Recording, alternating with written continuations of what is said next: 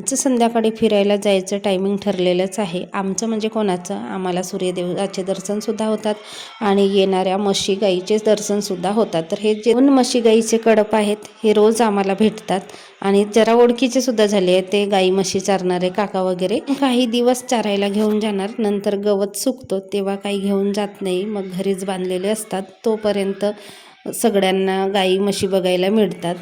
काल रुद्रांश आणि मी ह्या ग्राउंडवर येतो खेळायला म्हणजे रुद्रांशला खेळायचं असते, मग तो एकटाच कसा राहणार त्याच्याबरोबर, मग मी पण राहते.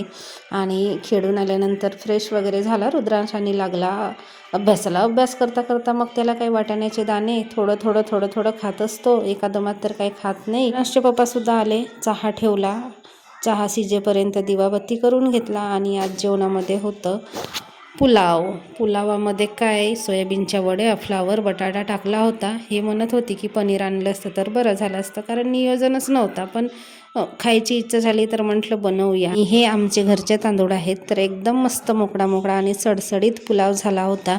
जेवण वगैरे झालं, भांडे घासून घेतले. रुद्रांश आणि मी निघालो आम्ही फिरायला. आणि थंडीचं प्रमाण तर इतकं वाढलेलं आहे भयानक, निघायला नको होते, पण काय थोडा वेळ फिरायलाच पाहिजे. आणि काही लोक अजिबात फिरत नाहीत. आणि मला तर जेवल्यानंतर सुद्धा थोडंफार फिरलं तेव्हाच बरं वाटतं. एक सवय झाली आहे, गावी गेल्यानंतर सुद्धा मी थोडा वेळ फिरते. चला मंडळी, शुभरात्री तुम्हा सगळ्यांना.